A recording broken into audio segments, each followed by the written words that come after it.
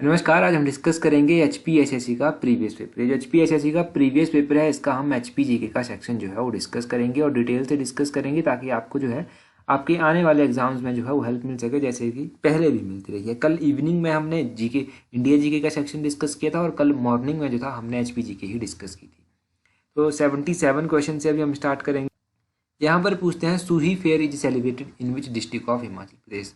सूही मेला चंबा में मनाया जाता है, आप सभी को पता है चंबा में मनाया जाता है। परंतु अब देखो एग्जाम का पैटर्न भी डे बाय डे जब चेंज हो रहा है तो एग्जामिनर ये नहीं पूछेगा कि सूही मेला कहाँ पर मनाया जाता है। एग्जामिनर ये भी पूछ सकता है कि कब मनाया जाता है, कौन से महीने में ये मेला लगता है। तो सूही मेला अप्रैल के महीने में लगता है, पहली बात आपको ये याद रखनी है। और दूसरी बात आपको याद रखनी है कि चंबा में और कौन सा मेला लगता है। चंबा में मिंजर मेला लगता है। मिंजर मेला चंबा में लगता है, कब लगता है? सेकंड संडे ऑफ सावन मंथ को जो है ये मेला लगता है, मिंजर मेला डिस्ट्रिक्ट चंबा में। कल हमने कौन सा मेला पढ़ा था? कल हमने गसोटा मेला पढ़ा था। गसोटा मेला कहाँ पर लगता है? ये हमीरपुर में लगता है। बाबा बालकनाथ मेला कहाँ पर लगता है? हमीरपुर में लगता है। अभी मंडी में शिवरात्रि जो था वो सेलिब्रेट की गई, राजा अजबर सेन के द्वारा ये स्टार्ट करवाई गई थी। और कुल्लू में कुल्लू का दशहरा फेमस है। कुल्लू का दशहरा जो था वो राजा जगत सिंह के द्वारा स्टार्ट करवाया गया था। सिरमौर का जो है वो कौन सा फेस्टिवल है? सिरमौर का जो है वो रेणुका जी मेला फेमस है। तो ये तीन चार मेले जो है, मिंजर मेला हो गया, रेणुका मेला हो गया, दशहरा हो गया कुल्लू का, और मंडी का ये जो शिवरात्रि है, ये इंटरनेशनल मेले हैं, ये भी ध्यान रखना है। अगला है 78 क्वेश्चन। 8 क्वेश्चन में पूछते हैं Beed billing in Himachal Pradesh is famous for. तो आपको पता है कि बीड बिलिंग जो है वो हैंग ग्लाइडिंग के लिए फेमस है। ऑप्शन सी जो है वो सही आंसर है। अब ये हैंग ग्लाइडिंग के लिए तो फेमस है, बिल्कुल सही बात है। अगर बीड बिलिंग की बात करें कि ये जो था यहाँ पर, बीड बिलिंग जो डिस्ट्रिक्ट कांगड़ा में पड़ता है, यहाँ पर सबसे पहले ये साइट जो था वो किसने ऐसा पाया था कि साइट जो है वो हैंग ग्लाइडिंग के लिए सूटेबल है। तो आइडेंटिफाई की गई थी ये 1978 में दीपक महाजन के द्वारा। मिस दीपक महाजन था, कोई लेडीज थी कोई, ये दिल्ली की। और अगर हम बात करें कि इसको इसको जो था वो इंटरनेशनल रिकॉग्नाइजेशन कब दी गई, तो 1984 में जो था इसको इंटरनेशनल रिकॉग्नाइजेशन दी गई। ठीक है, ये कांगड़ा में है बीड बिलिंग, आपको ध्यान रखना है। और भी बीड बिलिंग की साइट्स बहुत सारी हैं यहाँ पर हमारे, जैसे इंद्रुनाग हो गया। इंद्रुनाग जो कि धर्मशाला के साथ है, जहाँ पर इंद्रुनाग देवता का मंदिर भी है। उस साइट को भी जो है वो पैराग्लाइडिंग के लिए अच्छा माना जाता है। अलग अलग डिस्ट्रिक्ट्स में जो है और भी साइट्स इसकी बनाई गई है। अगला क्वेश्चन देखिए। अगले क्वेश्चन में क्या पूछते हैं? 79 क्वेश्चन में पूछते हैं Spiti is a tributary of. एक वीडियो में हमने क्या पढ़ा था कल परसों इवनिंग की वीडियो में, 2-3 दिन पहले, कि तेगपो किसकी सहायक नदी है? तेगपो स्पीति की सहायक नदी है। और स्पीति किसकी सहायक है? स्पीति सतलुज की सहायक है। ऑप्शन बी सही आंसर है, सतलुज की ये सहायक है। अगर देखो बात की जाए सतलुज नदी के बारे में, तो सतलुज की सहायक नदियां कौन कौन सी हैं? एक तो स्पीति हो गया। स्पीति कहाँ से निकलती है? ये कुंजुम दर्रे के समीप कहीं से निकलती है। तेगपो इसकी सहायक नदी है।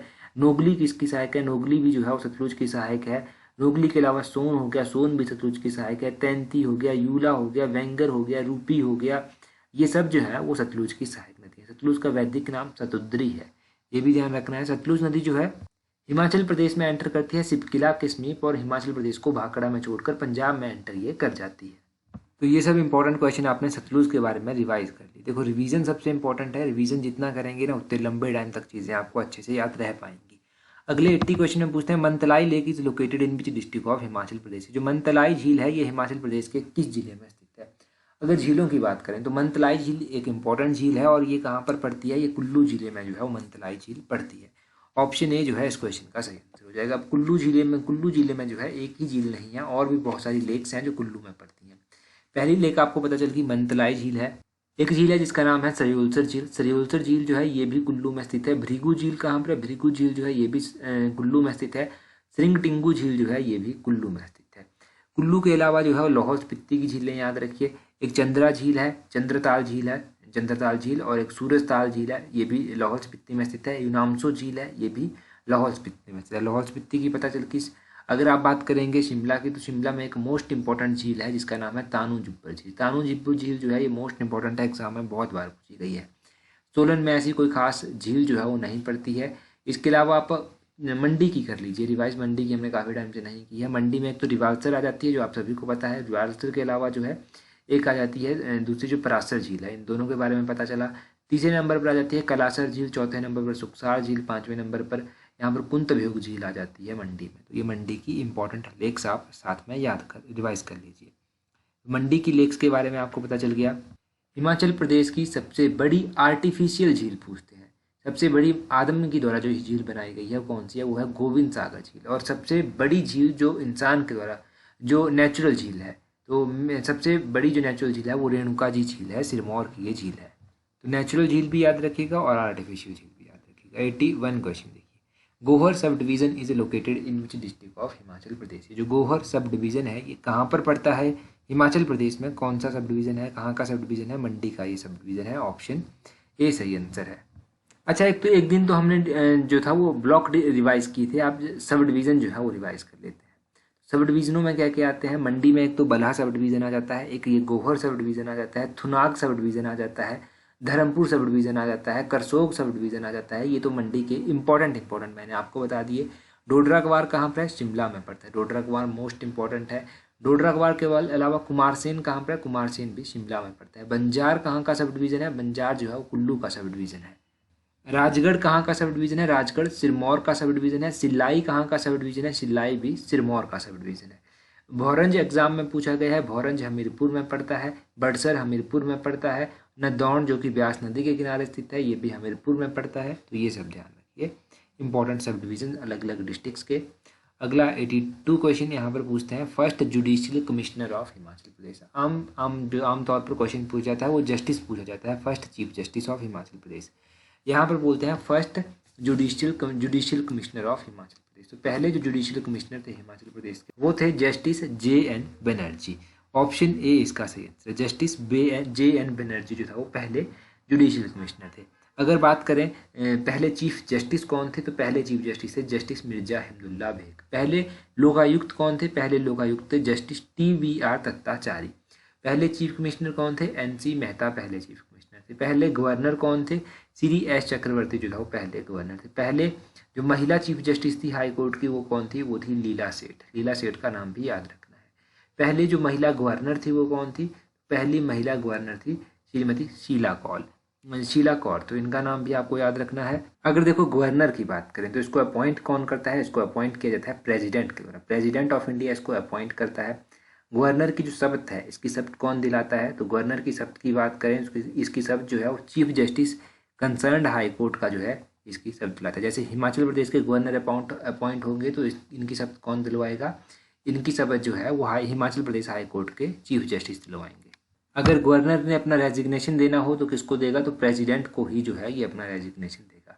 अगर किसी को गवर्नर अपॉइंट करना हो तो उसके लिए क्या एलिजिबिलिटी रखी गई है, उसके लिए रखी गई है कि वो सिटीजन होना चाहिए इंडिया का और उसकी एज जो है वो कम से कम 35 साल होनी चाहिए, उसने 35 साल अपने कंप्लीट किए हो।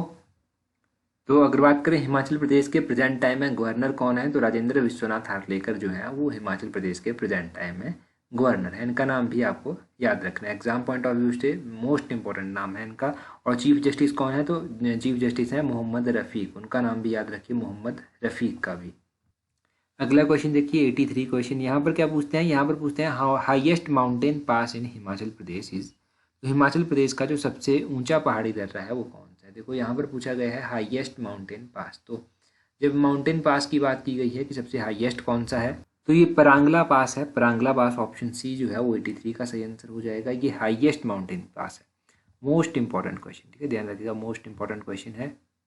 अगर हम बात करें कि हिमाचल प्रदेश की हाईएस्ट पीक कौन सी, चोटी कौन सी, तो शिला चोटी जो है वो हाईएस्ट पीक मानी जाती है।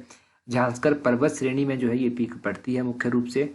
अच्छा, कुछ इंपॉर्टेंट दर्रे रिवाइज कर लेते हैं जो काफ़ी टाइम से रिवाइज नहीं हुए हैं। पादरी दर्रा जो है वो चंबा को जम्मू से जोड़ता है। दराती दर्रा चंबा को पांगी से जोड़ता है। साच दर्रा भी जो है वो चंबा को पांगी से ही जोड़ता है।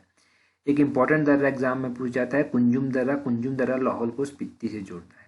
एक लालूनी दर्रा पूछ जाता है, ये भी लाहौल को स्पीति से जोड़ता है। एक पूछा जाता है एग्जाम में कि रसोल दर्रा कहाँ पर है, रसोल पास कहाँ पर है, ये दर्रा जो है वो कुल्लू में स्थित है।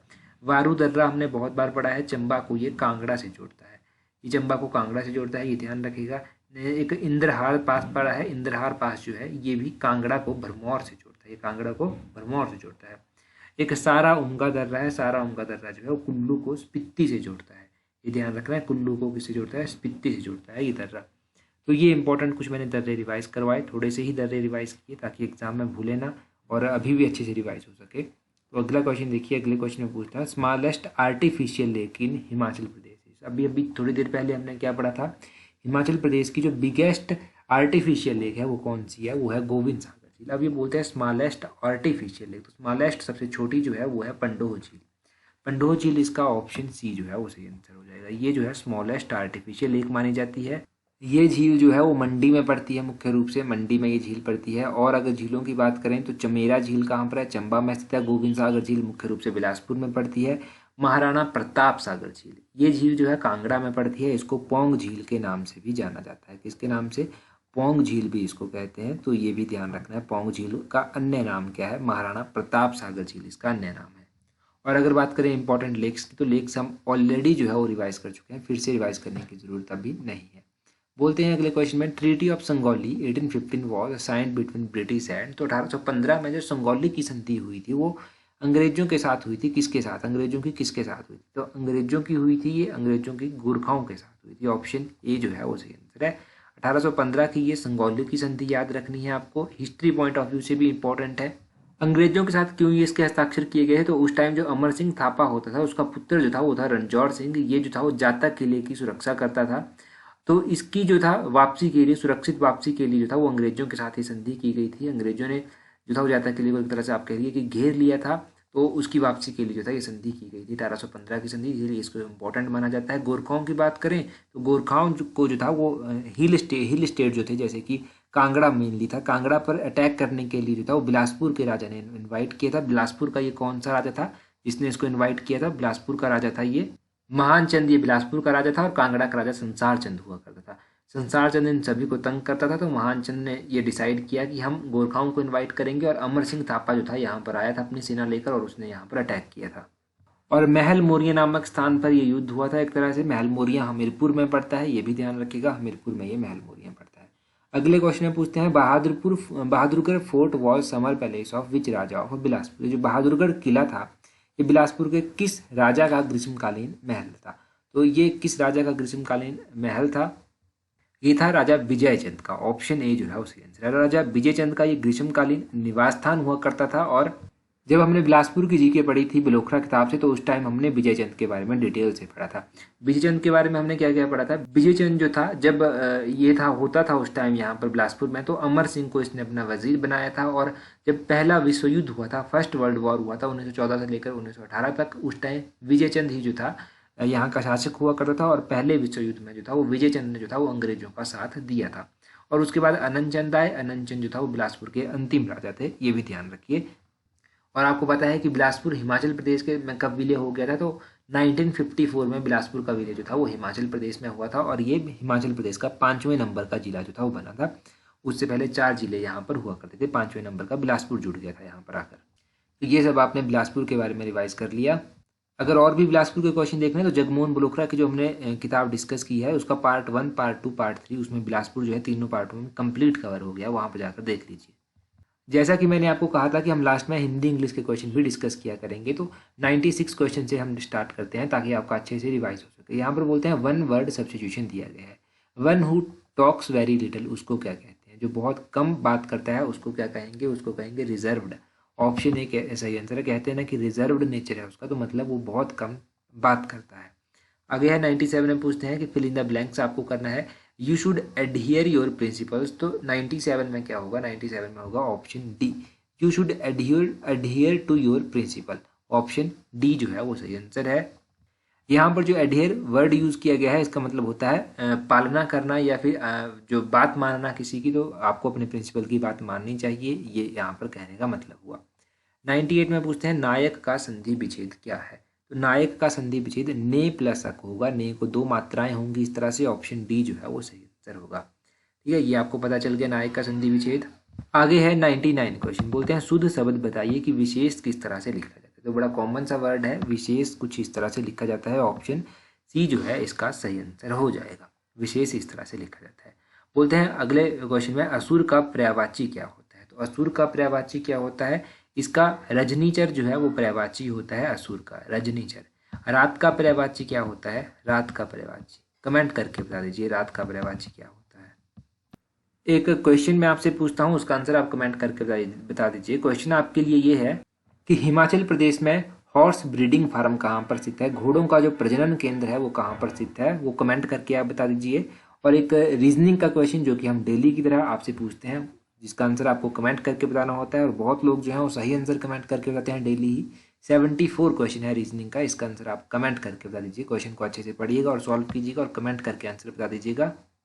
और रही बात टेलीग्राम की, तो टेलीग्राम पर अगर आपने अभी तक ज्वाइन नहीं किया है तो टेलीग्राम पर आप हमें ज्वाइन कर लीजिए। इस तरह सर्च करना अपने टेलीग्राम से @allexam31, आपको हमारा टेलीग्राम चैनल जो है वो मिल जाएगा। 15,000 लोग वहाँ पर हमारे साथ जुड़ चुके हैं, आप भी जुड़ जाइए। वहाँ पर आपको इंपॉर्टेंट क्विजेज मिल जाएंगे, इंपॉर्टेंट वीडियोज़ मिल जाएंगी, इंपॉर्टेंट नोटिफिकेशन, जो भी एग्जाम पॉइंट ऑफ व्यू से इंपॉर्टेंट होता है आपके, वो हर एक चीज़ वहाँ पर प्रोवाइड करवा दी जाती है आपको। और जल्दी ही हम कंप्यूटर के क्वेश्चन भी डिस्कस करेंगे, तो उसके लिए आप कंसर्न ज़्यादा चिंता मत कीजिए, वो भी जल्दी ही डिस्कस की जाएंगे ताकि आपका अच्छे से रिवीजन हो सके। तो आज की वीडियो में इतना ही काफ़ी है। So that's all for today. Thank you very much for watching and listening it very patiently.